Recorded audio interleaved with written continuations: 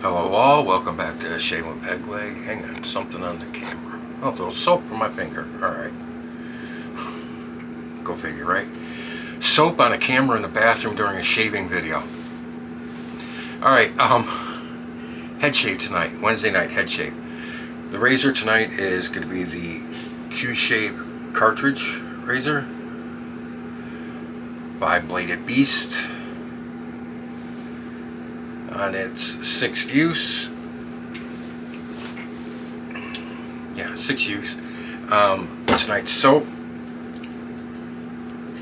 is Cooper and French Leading Man. Does not get enough. Cooper and French do not get enough play on YouTube by the shave community. They're not one of the big hyped brands, let's say. Very good base. This is a tallow base soap. Very good scent. Scent notes. I have to read this. It's not just scent notes, it's a paragraph. An intoxicating blend of spicy and sophisticated, the warm wood and leather undertones are enhanced with peppercorn notes that blend with a hint of musky patchouli. The bright citrus on the finish note is mature and floral without being too feminine. You get a deep, earthy base that still highlights the spicy highs throughout and presents subtly on the nose with citrus hints. With this soap, let me show you this. When I scrape, I just go around towards the center. I start at the outside and scrape and keep doing circles towards the center. That's why it kind of looks. And sometimes I go like this, but.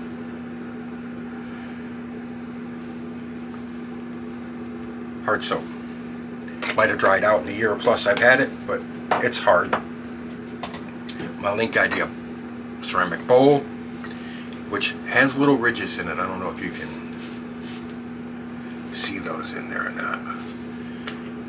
My Droopy Peaks, my AKA Brushworx Never Alone 2 brush.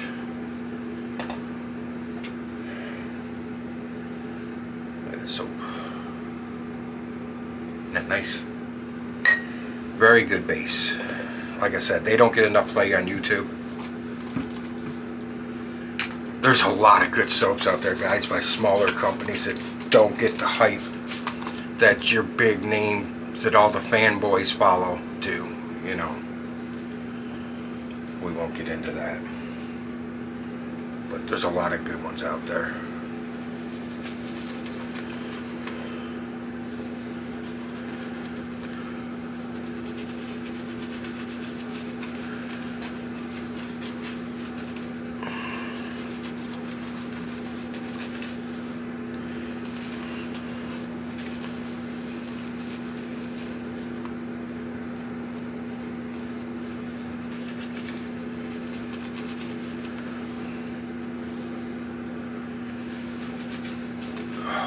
Nice and warm too, sitting in my holder.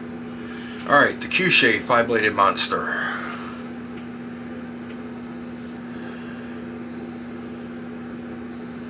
Head shave away.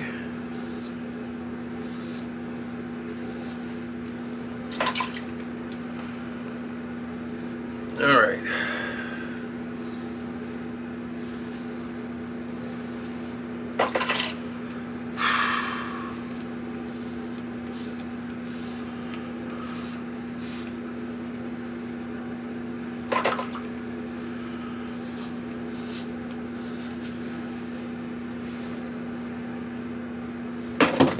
Oops.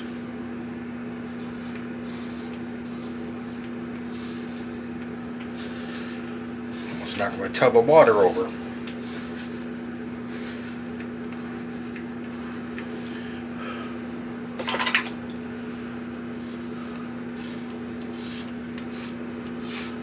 This is the one thing I like about the carts, doing head shaves with them.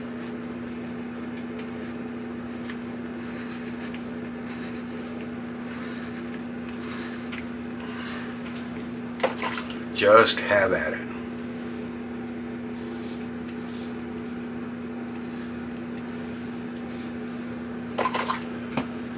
Okay. use this little guy.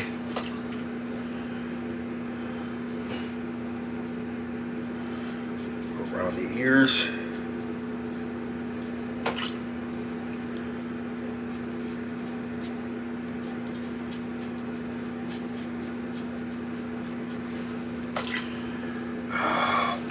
Don't mind me if I belch a little or a lot.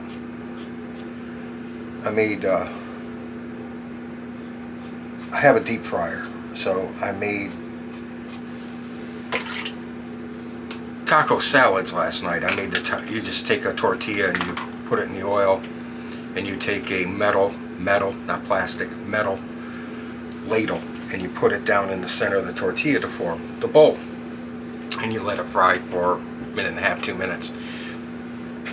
Take it and flip it over so that the edges can be, if your fryer's not deep enough to push it completely down, which mine left just a little bit of the edges sticking up, you flip it over for a couple minutes and let those start, and you get a strip about like that that's a little darker than the rest, but it's okay.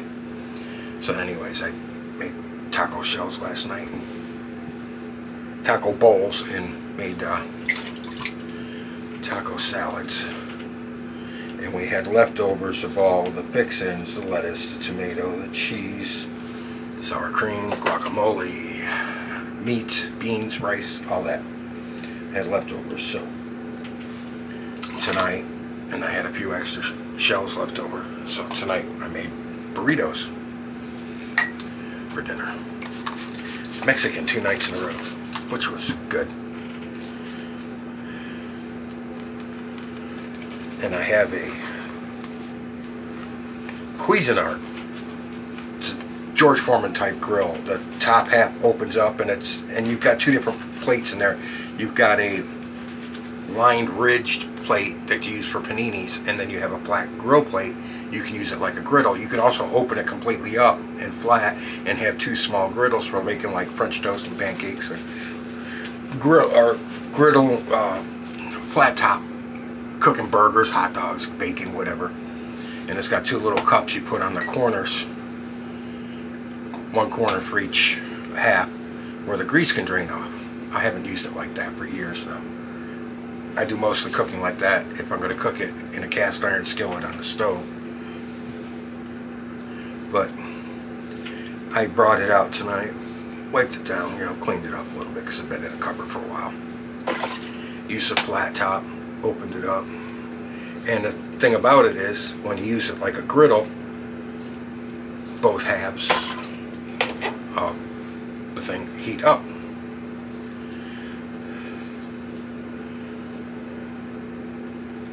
So I put the tortillas on, about 30 seconds, flipped them over, another 30 seconds, took them off, made the burrito in it, rolled them up, put them back on the griddle and closed it down, and it browned both sides at the same time.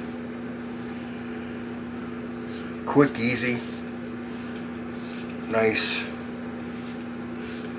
tasty.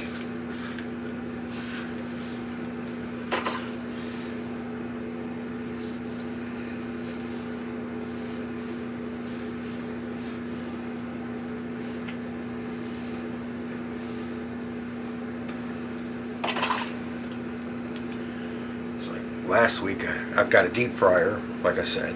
So last week I made fried chicken. And my girlfriend's been eating here like every night since she got out of the hospital. And she's been enjoying it. She usually, when she goes to work, she's off 2 nights a week. But other than that, she's at work when dinner time comes. So I usually make her lunch to pack with her, and then when she has dinner with us, she gets 2 good meals a week. Because I like to cook. It's like, what was it, 2 weeks ago I made the spinach pie. A week and a half ago, 2 weeks ago I made spinach pie. And of course, she's half Greek, so of course I got to make that again soon.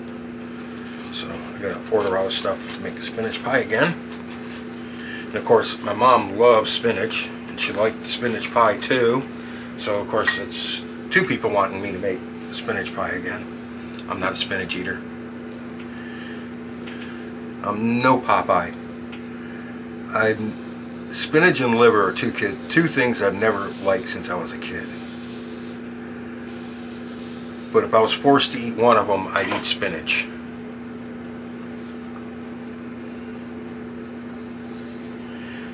See, my mom used to fool me when I was a kid when she made liver, because she made it with, of course, the grilled onions. But she cooked bacon first and then cooked the liver in the bacon grease that was left over. So when you're a kid and you come inside, and what do you smell when you walk in the house? Not liver cooking.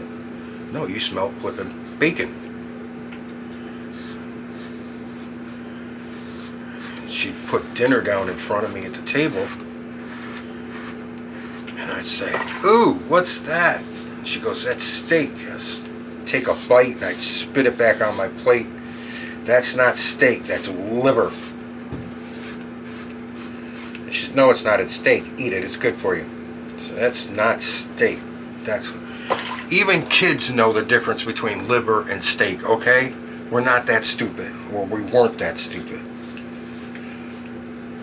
Some kids were, yes, but those usually didn't survive till puberty.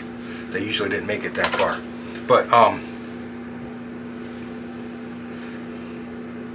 yeah, that's steak. Steak my ass. Oh, I want it right there. Steak my ass. And the odd thing is, right now, I have liver in my freezer. Mom likes liver. My oldest son likes liver. And one of these days when he comes over to help do shit around the house, and he always wants to leave early, I'm gonna tell him before he comes over, "Look, you're staying for dinner, and I'll cook him and Mom liver." Now, I don't like eating liver, but I can cook the hell out of it.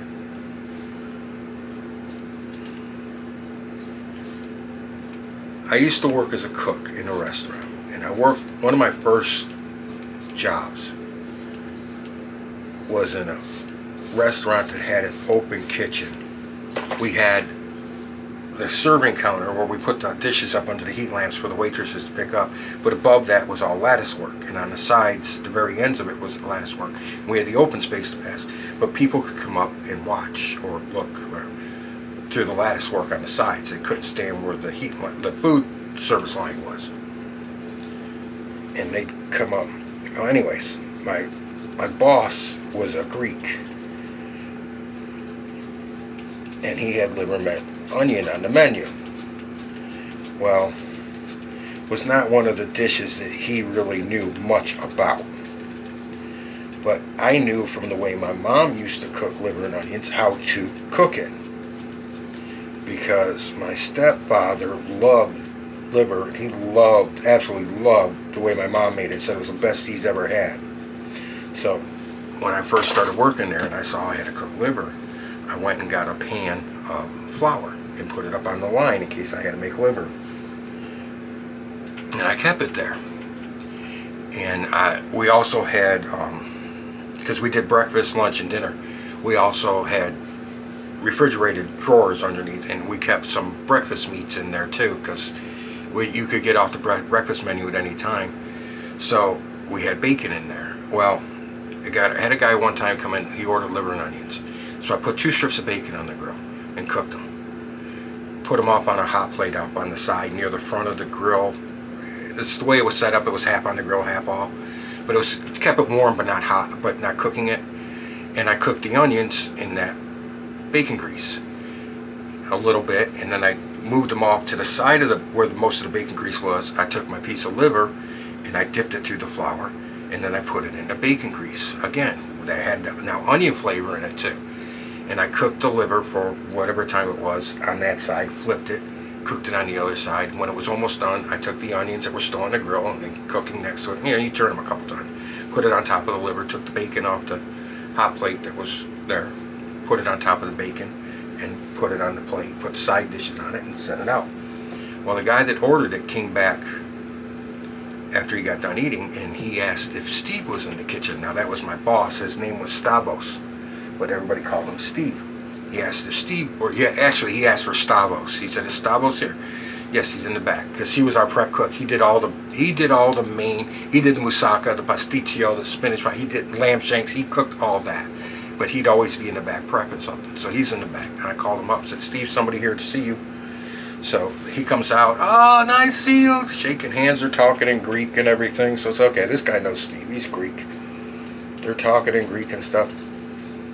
And as they're talking, my boss looks over at me a couple times. And then he points at me. And the guy he's talking to said, "You cooked the liver?" I said, "Yes." He said, "Son," he said, "that was the best liver I ever had in my life. And I like liver, but that was cooked the best I've ever had."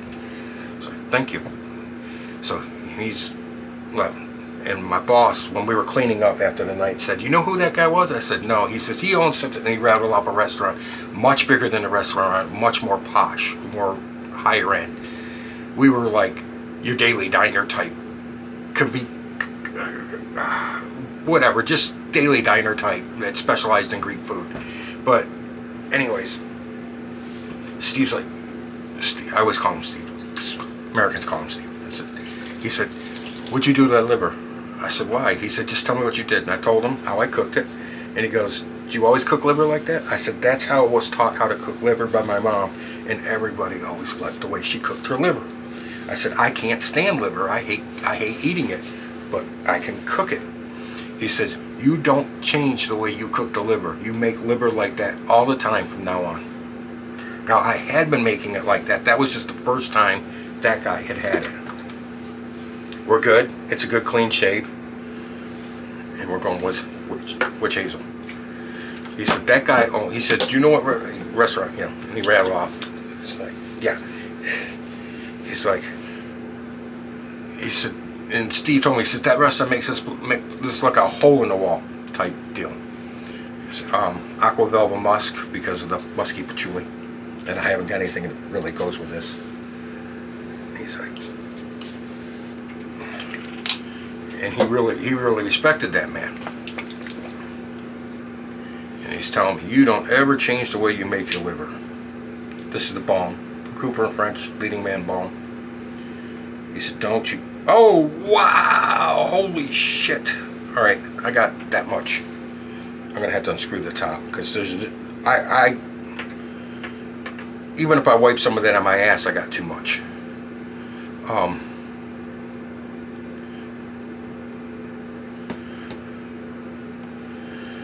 He said, "Don't you ever change the way you did." So I never changed. I cooked it the same way. We'll go with that. So remember, if you like liver, try cooking it that way. Don't cook it, if you make a pan of bacon, don't cook it in all that grease. Just take like a tablespoon and put it down in the pan that you're going to cook the liver on.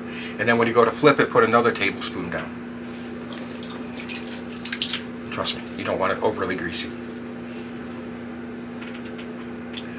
And that, gentlemen, is a good shave with the Q-Shave 5-bladed monster. A good head shave.